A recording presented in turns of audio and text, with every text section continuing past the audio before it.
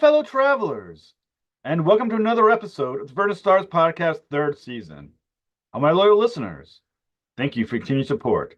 It's an amazing episode because Gary Anthony Williams boards the mothership to discuss Batman Cape Crusader on Amazon Prime.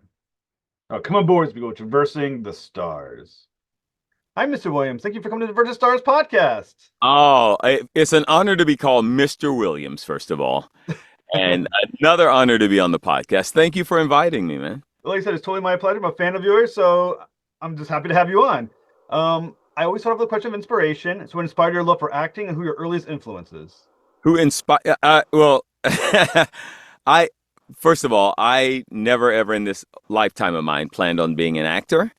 So I don't know what inspired my love for acting other than a computer error in high school that put me in an acting class and a little bit of laziness getting out of it, and then finding the pure joy when I really delved into it.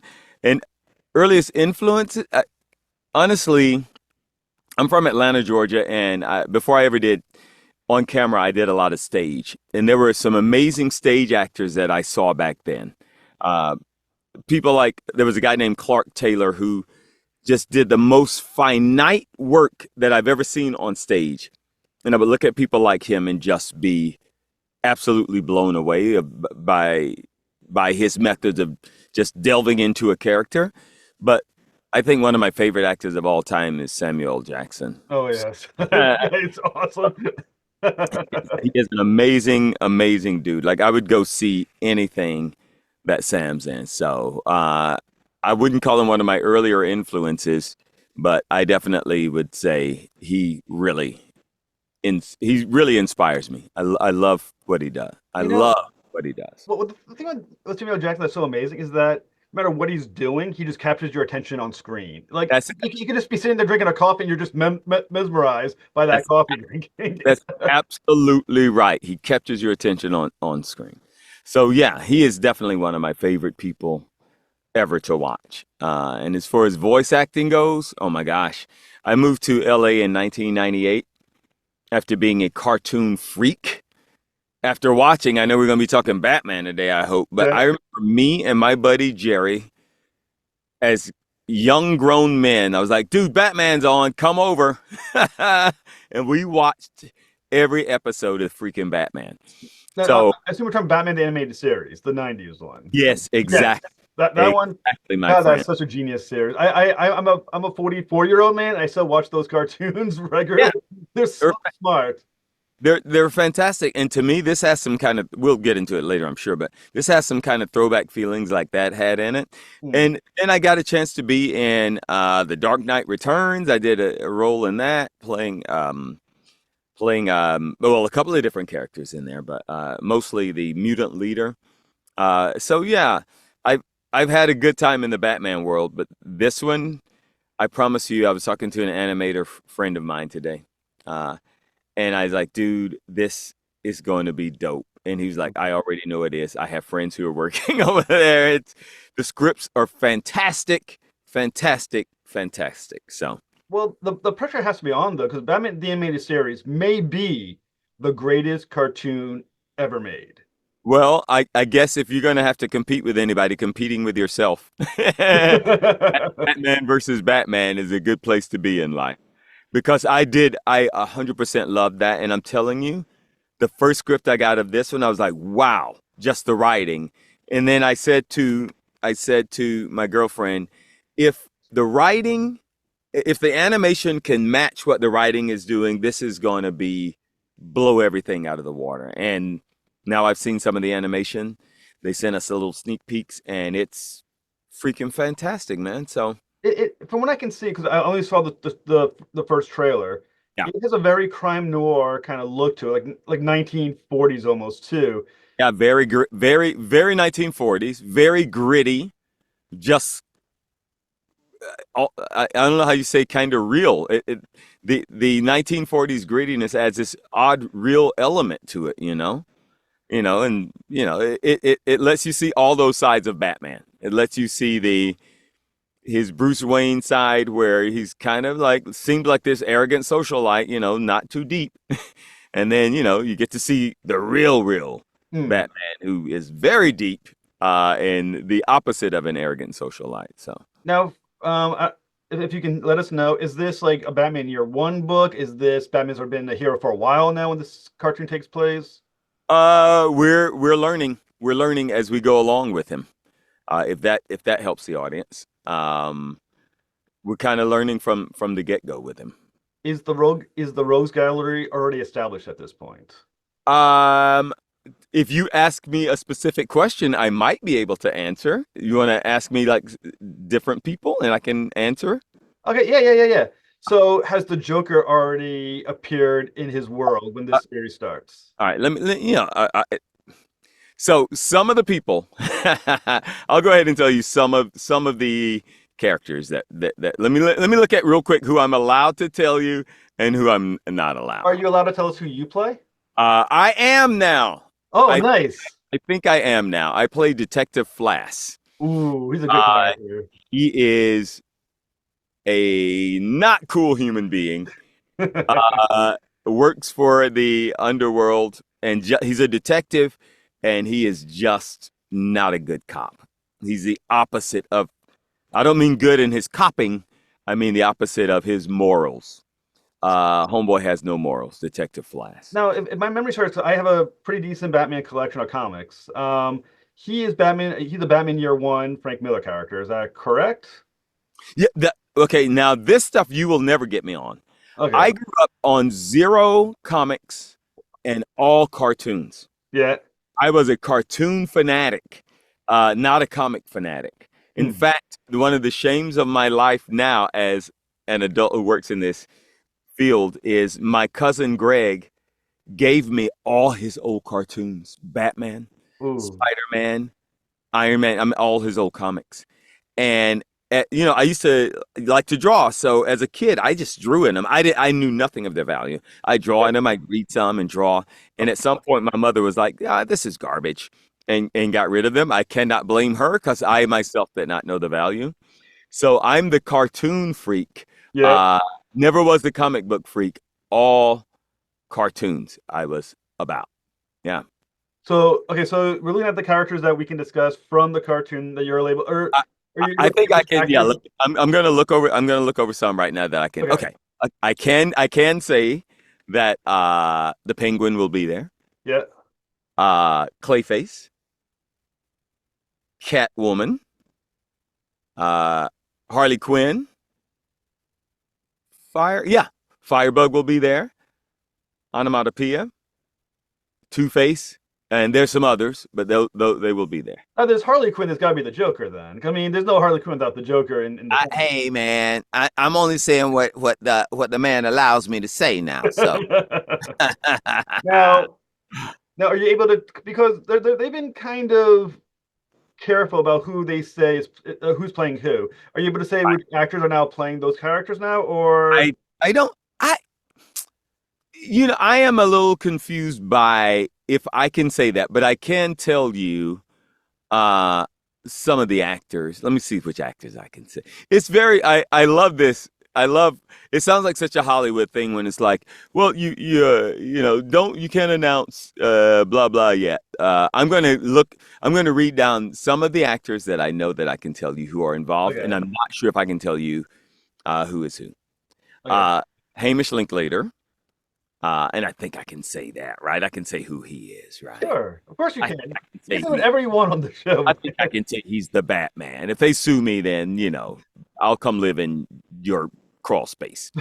Uh, Jamie Chung, Minnie Driver, my buddy Diedrich Bader, my good buddy Cedric Yarbrough. And I don't think he's been announced that much yet. So I'm happy to say he's a comedy partner of mine in a comedy group here in LA, and we're both in this together. So that's exciting. Christina Ricci, Michelle Bonilla, Reed Scott, Crystal Joy Brown, Now, John DiMaggio, which, come on. are you Come going to on. say which one? Because John DiMaggio is a big time voice actor. He's played the Joker a few times.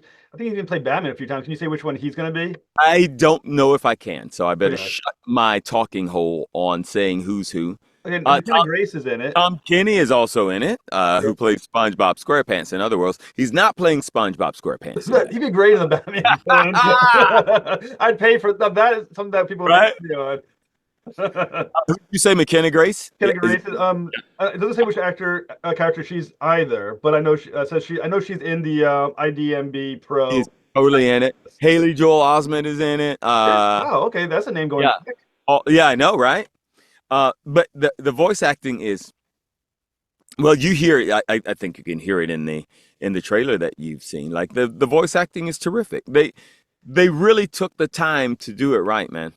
Now, Like set you in that scene and do it right. are So you guys recording in the studio together, or are you doing separately and then and melding?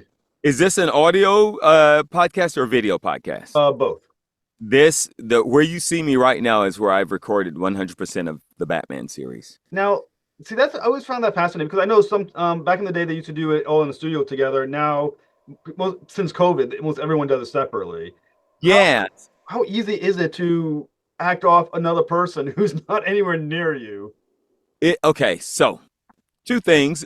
Even during back in the old days, which yeah, the majority of it was definitely all in one big room together, which made it great. But when people got really busy, you would start coming into the studio one character at a time, one actor at a time, or maybe two, or maybe three. I honestly thought when COVID hit, like, this is going to be the worst thing that I could possibly imagine. Mm. After doing it now, I absolutely love it. I absolutely love working from home. It's a way more relaxed environment for me. I can take more time with like preparing for the scripts without having to drive around from job to job to job in traffic. Mm. And when it's real scenes where they really want you playing off of each other, they will just book us all the same time on Zoom. Oh, okay. We actually get to act with each other on Zoom. If not, if there's some stuff that I have questions about, the energy of a scene or the pattern or the rhythm of a scene, I depend on two things. I depend on that voice director who's always on top, and no matter what show it is. And I also depend on a lot of times if that person is already recorded that I'm in a scene with, I'll ask them to play me some of their stuff so I can really match the energy of it. So Because I think that's the toughest part for especially newer people in voiceover, being able to match that energy without actually hearing that person. But you got to match the flavor of that scene. well, see, that's something I was thinking about too, because you're in a studio, you'll look like you have a great setup, but you're Yeah. still talking about sound quality of a studio or doing in studio. How do you make sure that your sound quality and everything you've got is I have quality? that. Great question, sir. Gary Anthony Williams, Atlanta Journal-Constitution. I'm going to answer your question. I have a Neumann mic, which is the mic that almost every studio has. I have another one called a Sennheiser 416, which I rarely use anymore. But this is a large diaphragm mic that I'm setting in front of right now. Here, I'll just kind of show. So this is, if you went to every studio in LA, you're going to see this mic or its brother or sister right here. So when COVID hit, I made sure I literally had the best of everything. I didn't want any excuse for somebody not letting me do a great project. And so they do a lot of testing too. Also, in this room I'm sitting in, I'll just pan here. You can see it's literally a real booth. The glass outside, it's a big, huge metal box. It's literally a real voiceover booth. It's not a closet that I constructed or even a build that I had in my house. This guy came to my house. He set up this booth, which was refurbished, which would have been like 20 grand new for like $4,000. Oh, wow. Yeah. And so my computer sits outside. My son hooked me up with a huge monitor inside. I love it. I would have never thought that I would have enjoyed working from home as much as I do. I will say I'm envious because if you ever see my setup looks like such crap compared to yours. I'm envious of your setup. As a podcaster, I'm envious of your setup. Well, when I was doing, I was doing a podcast right before COVID and in the early parts of COVID, I was not using a setup like this. But when it came to making sure that the studios got what they needed, so I could stay home and be safe and still give them the quality that they're used to, I made sure that, I took care of business with that. Now, you also said you get to watch some of the scenes. to just kind of play off the other actors. Yeah. Now, have you been able to watch all the episodes of Oh Batman? no. That and I will say that I am as excited as most Batman fans are out there because I have not gotten a chance to watch everything. I when we're going through doing it, and I know for you, you know all this stuff, but I'll break it down a little bit for some of your audience who might not. The first record you ever do, the most you're ever gonna see of your character, except on the show SpongeBob SquarePants, they have drawings of everything and animatics where you see your character moving. So the first, like in this Batman series, all I ever saw was a drawing of what my character looks like, and they showed me like pictures of the world, and then we settled on a voice. Once it gets going and I've recorded, when they start drawing, they have to go back and sweeten things up or change a line, or then I get to see some of the animation. So the most animation so far I've gotten to see is going back and to sweeten stuff up or do what they call ADR, additional dialogue replacement. That's the most so far that I've gotten a chance to see it. And it's beautiful. It's really beautiful, like the stuff that I've seen already. It looks smooth because sometimes with cheaper animation projects, you have the little bit of a skip in the animation. You can tell that they're not using as many frames of animation per second. This looks smooth. Like they put a Great. lot into this. It looks great. And like I said, it reminds me of that throwback one, man. And like that already hits me in the right place. So when you got that, and like you said, it looks smooth, it has a great look to it, combined with the scripts and the voice acting, like Linklater's Batman, like, dude, it's great. Like, even I was surprised when I finally got to hear it, because I'm acting against what I think it might be. I've played up against a couple of different Batmans in my lifetime. Yeah, Always a villain, which I guess if you're on the Batman, your chances are you're going to end up being a villain. yeah. Because, like, in this Gotham is a huge part of this. Gotham, as well as not just the criminals, the villains, but the citizens of Gotham. They're a huge part of shaping Batman and his beliefs and how he behaves in Gotham. So they did a great part with the animation and just the look of it, of making all of that, Gotham and just the citizens of Gotham, such a large character in the show as well. Now it's kind of cool because you did Dark Knight Return, which is the older Batman. He's Batman like in his 50s, 60s. Now you're playing Batman, playing against the Batman from year one. How different is that for you to play against the more energetic, younger Batman? Like I said, that's a great question, and it really is so up to, I can't tell you how much voice directors mean. It's so up to them to really set that world for you, and for the producers to really set that world of the energy of stuff, the pace of stuff, the grittiness, the realness. Like, that's always my question. Like, how real can I be with this? Because these are bad cops. They will beat up an innocent person in a heartbeat. They will do anything to stop Batman. They do not care.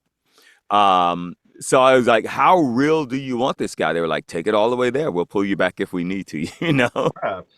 Yeah, So, it's great. I mean, what is the age group this show is made for? Because crooked cops and cop brutality, that's like a serious issue. And so what is the age group for this thing? I can't, I can't speak for them totally on that, but I will say, in my mind, it leans towards older. Okay. I definitely can, because they get pretty nitty gritty with how dirty these cops are. It's not a lot of little grab butt kind of stuff going on here, and the villains themselves, they get pretty downright and dirty with them. So I would not say it's for the super young. And I don't mind if one of the producers or Minnie Driver or anybody else calls my house and go, Gary, no, it's not for children. I'll tell you that right now. I mean, even the 90s animated cartoon they had that on prime time for a little while. That show for a little while was being aired on prime time for adults. Yeah. This show more adult than the 90s Batman. I would say, I was a younger man then. I would say it lies in that pocket to a little bit older, I would say. You know what? You and I should call J.J. Abrams or Matt Reeves or Bruce Timm, the producers. We should just call them. Let's get them on the phone. You got J.J. Abrams' number. Let's get him on the phone and say, I would say, yeah, I would say leaning more in the older. Uh, I'm not even going to guess. I'm I'm going to give an exclusive right now. Hi everyone. This is Gary Anthony Williams. You know me from many successful projects and many failed ones.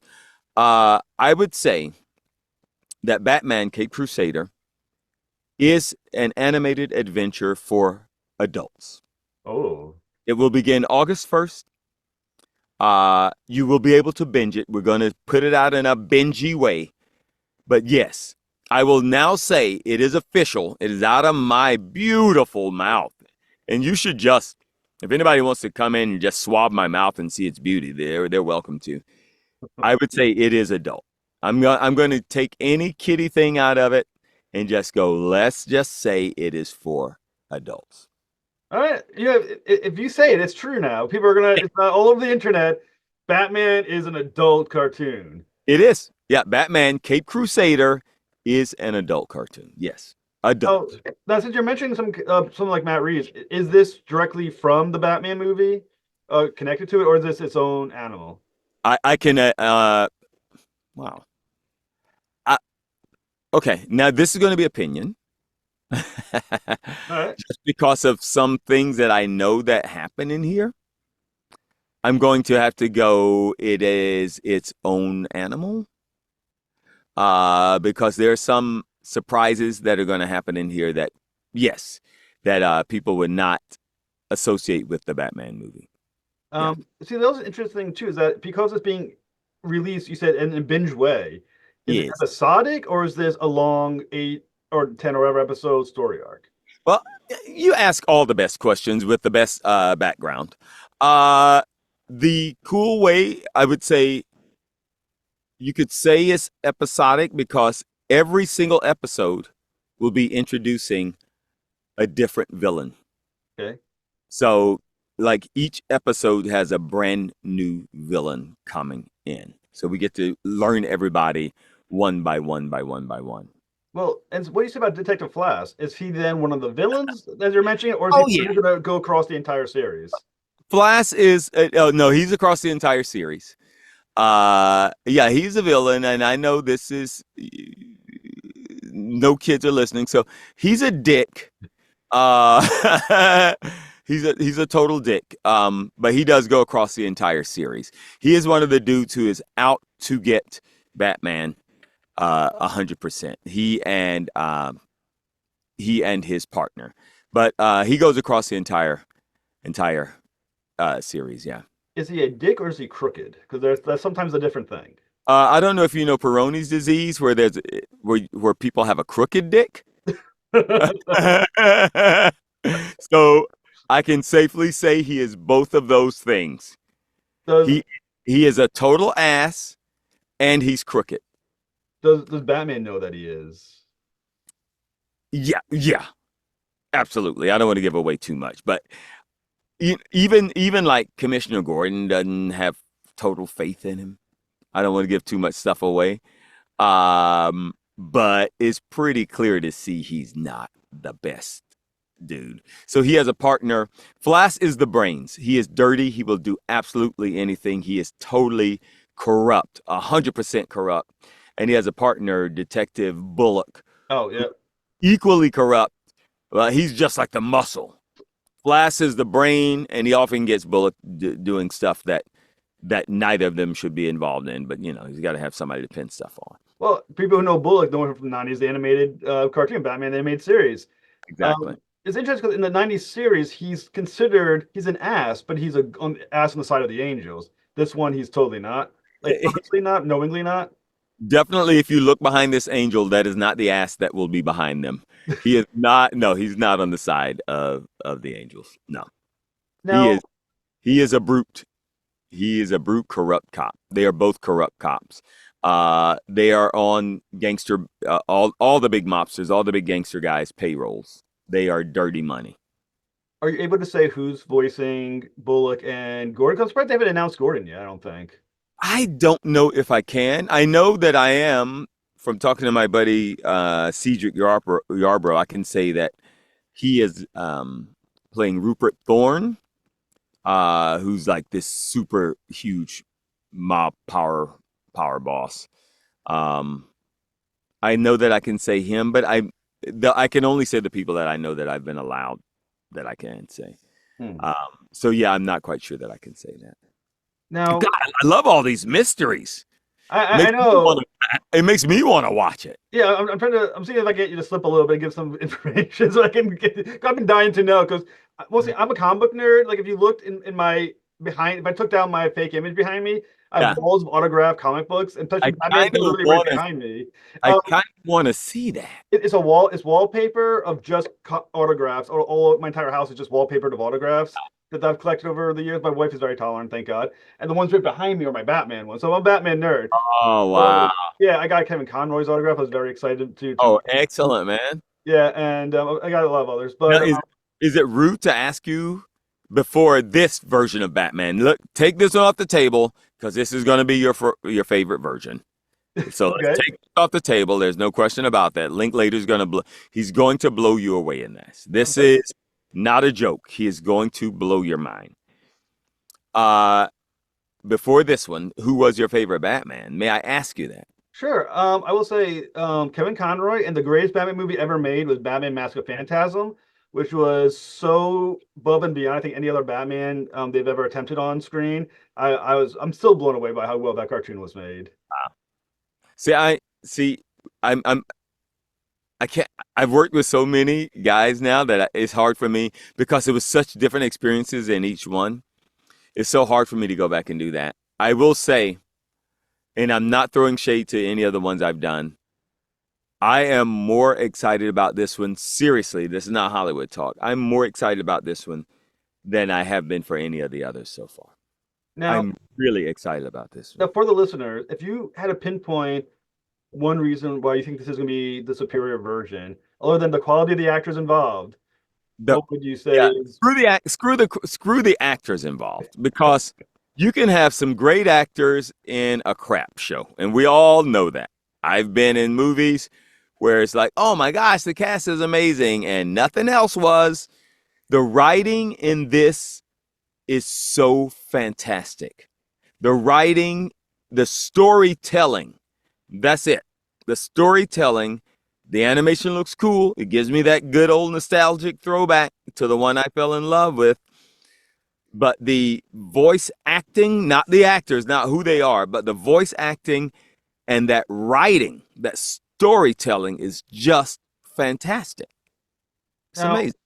was there a moment in reading the script, especially for your character Flask, that you realized the quality of what you were getting yourself into? Immediately on episode 1. So I read the script. I was like, wait, this is really good. I auditioned like everybody. Well, not everybody, but like most of us. Then I get the role. They send me the real script, and I was like, whoa, this is amazing. And then it was like, well, we'll see how it's going to be in the room with the producers and the director and all of that stuff. And when they were into it in the right way, I was like, oh, that's it. It's going to be hard to fail. If the animation lives up to what they're getting out of performances, this is going to be hard to fail. And they won, dude. They won. Now, interesting that some actors, and having spoke to interviewed enough actors by now, is that sometimes they send you a script, but you don't know what even what the project is. It's just you just read a part and they kind of figure it out later. Did you know this was for Batman when you were I, auditioning? that's so funny. I can't remember. I do know that every one of the Star Wars projects I've done always have a fake name. Every one of them. Yeah. Even after it starts running, a lot of times they just keep that fake name. I can't remember if the original script for Batman was under a pseudonym or not. And you did ask a great question. When I auditioned for it, I don't remember if it was under a pseudonym just for the audition because that is extremely common. It is very likely that it was. Uh, Most of the time you can tell just by the flavor. Hmm. They will kind of take out, who you're talking to, like they'll take out the word, Batman or whatever. But you can tell by the flavor of it most of the time what you're doing.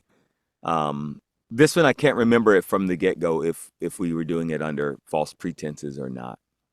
So when you found out you were going to be Flask in this series, and you've kind of got the information, how exciting was it to find out that you're going to be in this series, which so far everyone's saying positive. I mean, I don't even the internet, which is one of the harshest pulls of Yes, the internet will say anything. hive and villainy there ever is in the world, are even saying positive things about the series. So people are excited. What did you feel like when you first got involved? Even without knowing who I was like, because I have had nothing but an extremely positive experience in every Batman I've been involved in. Hmm. Extremely positive. So I was already excited about that. Then when I got the script, that's really when I got excited. That's really when I was like, oh, this is just straight up quality writing. Like the writing is just quality. Like, so I hate to keep leaning on it, but man, it's the story. Storytelling means everything. You know, you can have some crappy animation sometimes if the story's good. Luckily, this time they ain't got no crappy animation. They got the good stuff and the good stuff. So I think I got the most excited, not knowing, not about who I was playing, but like once I saw the quality of the whole script, then that's really when I got excited. Now, a question I always ask all voice actors, always I'm fascinated by the process.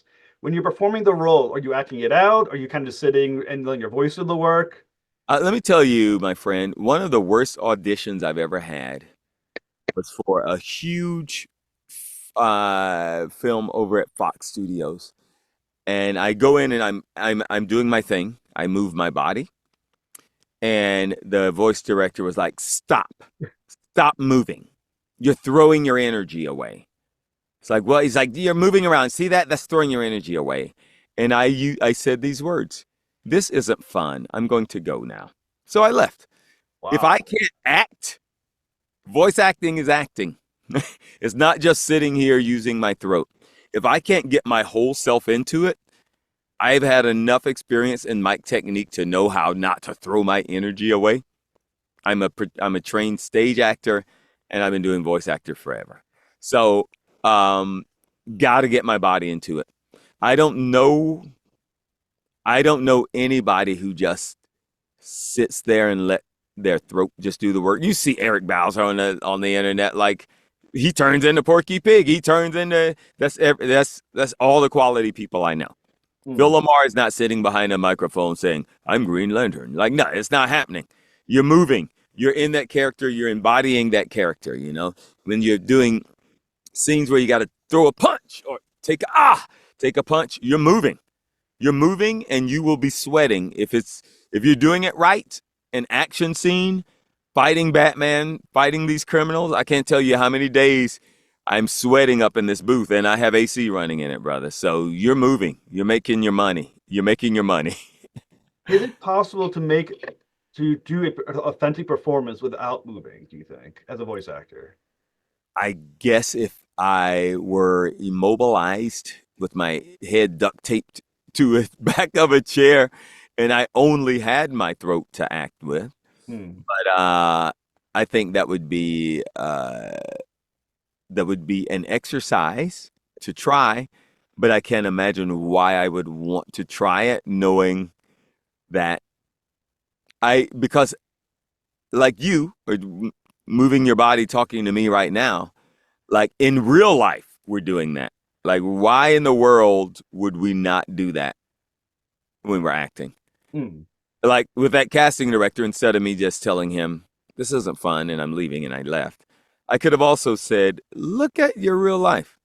You don't sit there and just say, Gary, just stand there, just stand behind the microphone, don't move anything, just stand behind the microphone and blah, blah.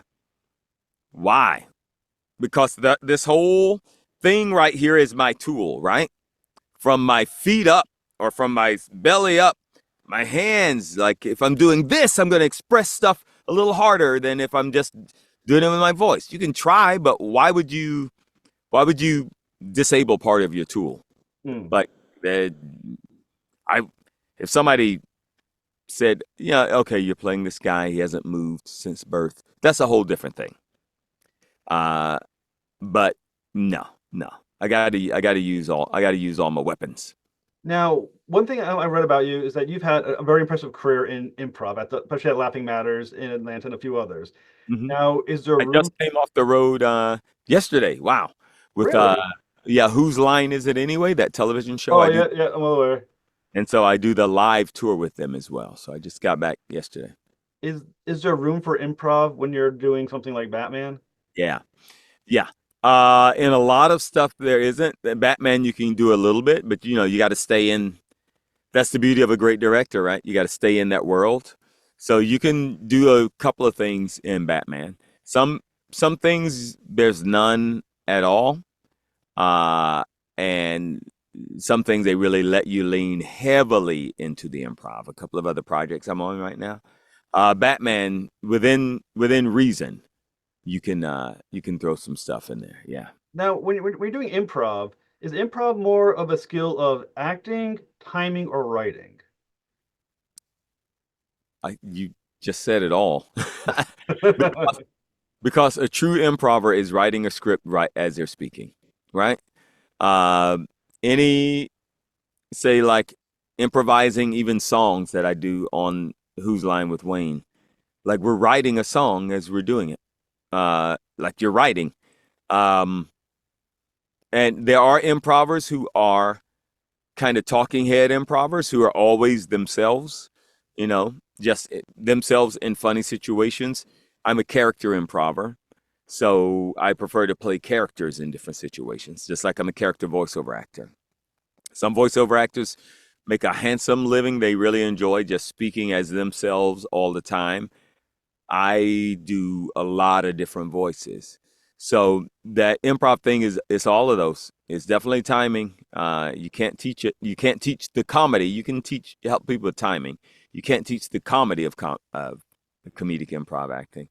And definitely it's writing. Like all the good writers from SNL, and most of the good improv theaters in LA, the Groundlings, UCB, like they have writing programs there because it's all hand in hand. Like I write as well. I've sold a couple of scripts, TV shows. Have one up now being looked at, and me and my writing partner, we improvise every scene and we write down the improv on every scene because that's what writing is. But now, instead of just sitting in front of a computer when you're on stage, all of that is being brought to life. And I hope that guy from Fox doesn't see me moving my hands right now because he'll bring your energy away. Well, that's the thing with like improv. It's so gutsy because if you don't hit it right, you have an audience just staring at you. I mean, it must take so much courage to do that. I like everything. I come into it in stupid ways. Uh, I know many people have heard this story before, but I was in college. I had never done improv in my life. And I was in this little tiny college called Clayton State College, south of Atlanta, Georgia. And it's a little junior college. And this guy from Atlanta comes down, this big acting guy, to teach a 1 day improv class to my acting class. And he teaches the class. And afterwards, he pulled me to the side and he said, don't do improv. It's not for you. No, his words were, you shouldn't do improv. It's not for you. Nice. And yeah, that stuff does not affect me in a negative or positive way. He may as well have just said, "Hey, the sky's blue," whatever. It doesn't matter. Or there's a monkey hanging from your pants. It doesn't. What you just said doesn't matter. I will say that the next year I was on stage in Atlanta with that guy. Like I was out of college and I was acting alongside him. So I I I never thought of it as gutsy.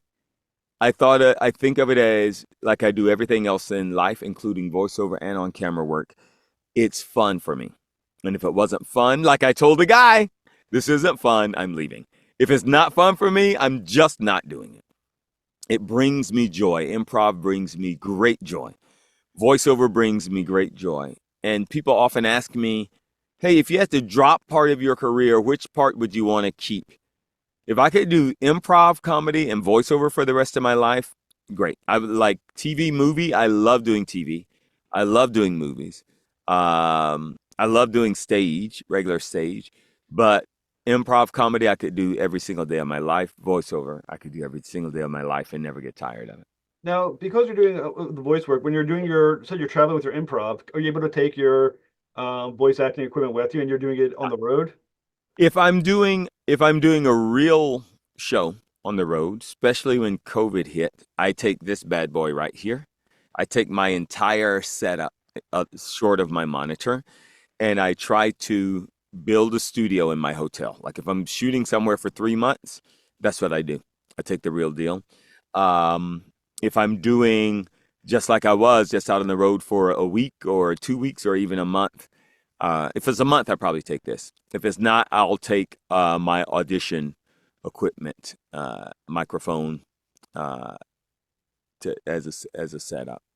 Now, when you say Wayne, I assume it's Wayne Brady, right? We're talking about because he's like a master of improv. He's one of the best improvs I think I've ever seen because of Whose Line Is It Anyway? I've seen much of other stuff. What is it like working against someone who's also at the top of their game as an Well, improv? that's the beauty of working at that level because you're with people who you already have a shorthand with. I've known Wayne since I moved to LA in '98. We did shows at the Acme Theater together. And right now, I'm in a show with that same thought in mind that you're talking about called The Black Version. If you want to check it out, it's theblackversion.com at the Groundlings. And in that show is me, Phil Lamar, who I'm guessing most of your people know, Cedric Yarbrough, who's in this and everything else, Reno 911, um, Naima Funk from Key and Peele, Danielle Gaither from Mad TV, Jordan Black he writes for everything. He also used to write on SNL. So we're all in this comedy group. At the beginning of it, Key and Peele was in it.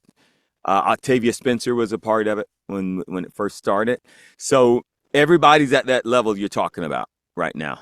Everybody on any given night will just blow you out of your seat, and that's a comfort factor. That's the factor of you're never going to let, much like in voiceover.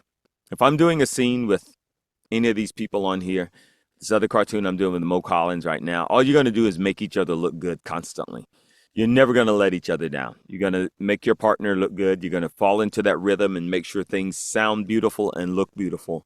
So working with Wayne on that show and Colin Mockery and Ryan on the TV show, it's great. It's my comfort. It's my comfort space. Like improv music is my specialty as well.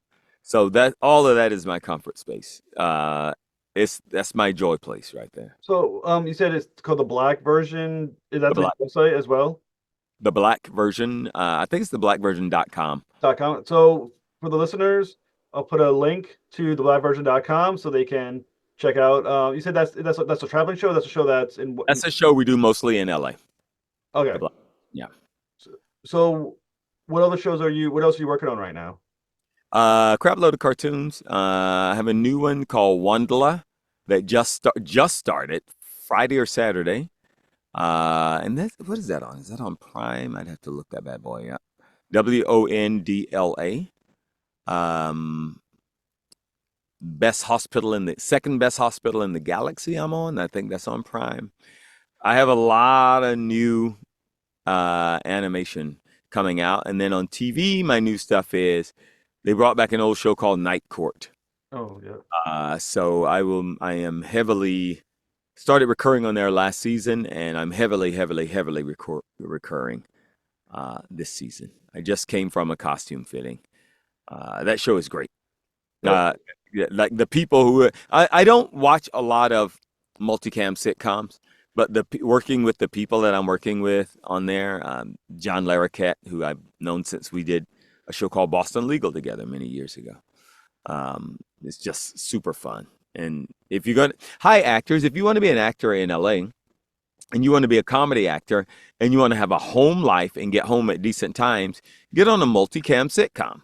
Because unlike movies will go 13, 14, 15 hours.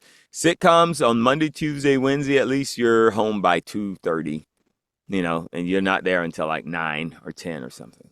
So John Arquette. That's also is it Marsha Warfield? That's am I correct? Marsha Warfield used to be on Warfield. it, and she was back at the end of the very last episode. We just did an episode with Marsha Warfield. And then there's also what's still Melissa? Is it Melissa? Yeah, Melissa Rauch is playing the judge now. Could- And it used to be Harry Anderson was the judge back in the day. Yep. For people who don't know him, he was this amazing magician turned actor. And it just so happened out of weird circumstances, My girlfriend was helping someone sell a bunch of old clothes, and there was this NBC jacket, and she goes, "Oh, that used to belong to Harry Anderson. Do you want it?" And so before I started shooting that show, immediately before, someone gave me Harry Anderson's old NBC jacket. So Oh, that's awesome. I love to wear it to that set because, they literally took a lot of the old set from the old show, like everything that they could go back and find, they brought it back literally for the show.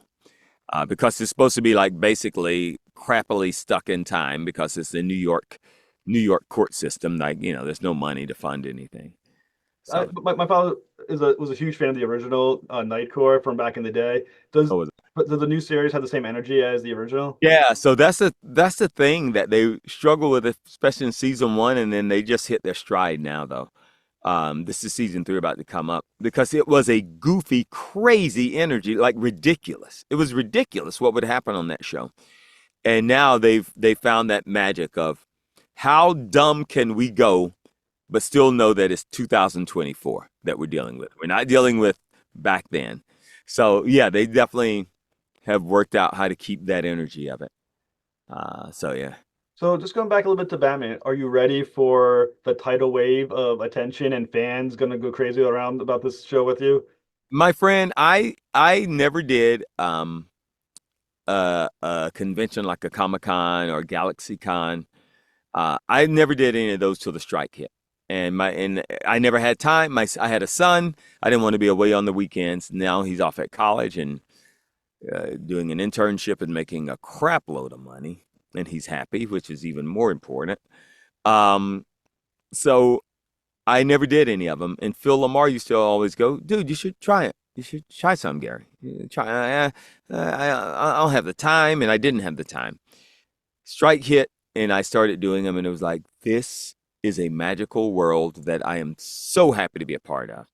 So I cannot wait for this to come and then go meet people as Detective Flash. Right now at the conventions, my biggest character that people come to me about is Uncle Ruckus from the Boondocks.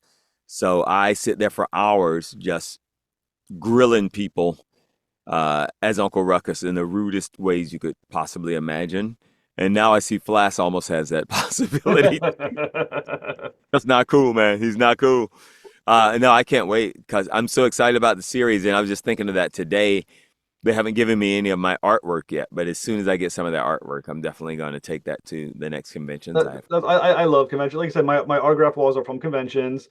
I usually go through a year. I go to Fan Expo Boston, Terrificon, and Rhode Island Comic Con. I do them usually every year. I'll be at Rhode Island this year if you're going to be there. Really? You're coming to Rhode Island, huh? Yeah, that's the one Awesome. that's right around Thanksgiving, right? Yeah, it's like November, I think it's 2nd to 4th or 1 to 3. It's usually the first week of November, wherever it is. Yeah. My son's in college in Rhode Island, and the guy, yeah, so I was like, "Hey, can I go to Rhode Island?" They were like, "Yeah." And the Awesome. ones I do more than anything are the GalaxyCon conventions. Like I have had such a good time at those conventions, man. So, and Uh, Shatner's always there, and so Well, that's I'm it. excited you're coming to Rhode Island because, like I said, that's where I'm from. I'm from Warwick, Rhode Island. So I'm very excited that you're coming to Rhode Island Comic Con. And like it's actually the biggest one we have in the surrounding area. So that's like our big convention. Yeah, no, I heard it's really fun, so I'm looking forward to that. Well, that's going to be absolutely awesome. That's fantastic. Yeah. So are you doing Boston and Connecticut as well, or? I'm doing the next ones. I can look if people want to know real quick. I'll look on my Sure. calendar. I think I'm doing mostly all Galaxy Cons coming up soon. Let's see. And they are coming up pretty soon too. I'm doing Contropolis in New Jersey. That's like the 13th and 14th of July. I'm doing the Greater Austin Comic Con. Like most of these are new to me. Like I said, I just got into this. That's like the 20th of July. Then I'm doing Galaxy Con in Raleigh, and that's huge. I don't know if you've been there. July 27th, 28th, something like that. Uh, those are the big ones. Then I'm doing GalaxyCon in San Jose, August 16th through the 18th. Oh wow, man, I'm really doing a lot. Colorado, Colorado Springs. You know what I need to do? I'll have my son put these up on my website for me. Uh, I just realized. My website is Gary A. Williams, and I have not updated it, but before my son stops working, I'll get him to. Well, I'll make sure it's also linked on the interview notes so they can put that on, and then on the blackversion.com as well. Go on there. Yeah. Oh, and also, just by the way, I am very good on TikTok and Instagram of putting where I am. So on Instagram, I'm Gary Anthony Williams, right? Yeah. On Instagram, I'm Gary Anthony Williams. On TikTok, I'm the Gary Anthony Williams. So I'm really good at putting my schedule up like a week or so before I go there. They'll let people know. Well, ladies, I just leave a spot in the line for when I get your autograph for Rhode Island Comic Con. Thank you, Mr. Williams, so much. You've been an absolute fantastic guest, and Aren't I just charming? you are amazing. And like I said, you got me so excited for Batman. I'm just like, that is what it's a month away. God damn it! I know. I am a little. Every time I look at that date, seriously, I'm just a little bit disappointed. I'm not even lying to you, because they haven't sent me all of the episodes to watch. So it's like, I hope they send them to me early, because I'm excited by the pieces and the stuff that they have allowed me to see that you guys hadn't had a chance to see yet. So I definitely am like you. Like, this is too far away. Today is July 1st. It's August 1st. This is too far away. There's got to be a black market, the Batman Cape Crusader episodes out there somewhere. Someone had to have smuggled them out I there. am not getting involved in that. Now, Detective Flash would get involved in that. I guarantee you. He'd be making some extra cash with it. But how different is reality from your character? You know what I'm saying? I'm just kidding. And let me say this about Hamish Linklater, who's playing Batman, by the way. And this is just a personal story. Years ago, a friend of ours, her name is Nanor, and that, I don't know why I mentioned her name, but I did. She invited me and my son to go see a Shakespearean play. My son, I grew up doing Shakespeare. Like, I was theatrically trained. I did a lot of Shakespeare. I was like, yeah, you probably won't want to go. Like, hey, buddy, you want to go see Shakespeare? He's like, yeah, why not? So he's a teenager, young teenager. And he went, and he was blown away. And I think it was Henry IV. And Hamish was in it, the guy who's playing Batman. And it changed my son's reality. After that, like 2 weeks ago, he goes, hey, Dad, my buddy's dad had tickets to this Shakespeare play, and I'm going to go with them to see it. Nice. Like, it changed his whole world. So I saw Hamish the other day. We were walking in and out of a PR thing at the same time, and I let him know, like, dude, so not only is that dude incredible in this show, but like his acting, he was up with Tom Hanks, and he was the person to watch in that show. Well, unbelievable. Well, So, I would say I'm in my day job. I'm an English teacher, junior high English teacher. So anyone who can do Shakespeare is someone who I'm extremely impressed with. I love teaching it, and the right film, the right acting can really get kids to really understand these words that can be so dead on the page. absolutely. But And have such life when it's performed correctly. he was killing it, man. He absolutely killed it. So, yeah, so happy that he's in this, and I got to, because I didn't get to meet him that night. So I'm happy that I got to meet him and go, dude, here's what you did for me and my kid that night. It made my kid enjoy Shakespeare. A black teenage kid in LA was like, oh yeah, I'm going to go to this other one now. Like, wow, okay. That is absolutely awesome. And you said it was Henry. It was Henry the Fourth. I think it was Henry IV. I think it was Henry IV with check it out, see if that was it with Tom Okay. Hanks. I think that was Henry. See if you can do me when this show releases. Maybe I can talk to you again when we can actually talk about the episodes themselves. Yes. I would you got all my information. I do. I will 100% come back and talk about it. That'd be fantastic. I would love to, because I can't wait to see it. I like I said, that's kind of where I am. I'm gonna have to buy Amazon Prime again to watch the show. I was watching it. I had it for a little while, but I was like, now I saw Batman. I was like, oh man, I got to subscribe again. Not Amazon Prime. Oh, by the way, I did misspeak on my other one, Wondla. That's on Apple. The new one I'm on, Wondla, Wondla. I'll play a really cool character in there called Rovender, who is one of the most Rovinder is not a dick like Flash. So if you want to see some nice me, you can watch that, or Moon Girl and Devil Dinosaur, or Ooh. Haley's on it. You can watch those. That's very nice, Gary, right now. But if you want the ass, I call him Flash the ass. That's what I call him every time I'm recording. Actually, I forgot to ask this question. It's a spoiler, so be careful. Yeah. Are any of the other heroes that we would know going to appear in this series? Yeah. Yeah. Really? Yes. Okay. Are you able to say which ones? Wait, oh, you say heroes. Heroes. Oh, Heroes. wait, let me see if I can. Because like again, this is part of the That's actually universe. that is actually. Hold on, let me check and see if let me check if there's something that I can say. Hold on, I'm gonna look something up really quick. Because I might be able to say something. Hold on. Hold on. Hold on tight to your dreams. I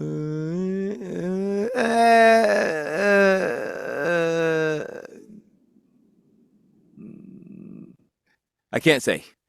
I can tell you villains that you know. Yes. I can't say heroes. I can't say hero. I can't say. I can't say Batman's buddies. I can't say that part. Is this you may be able to dance around this enough or be coy enough about this question? Does Batman the Cape Crusader exist in the larger DC universe or not? I don't think I can say.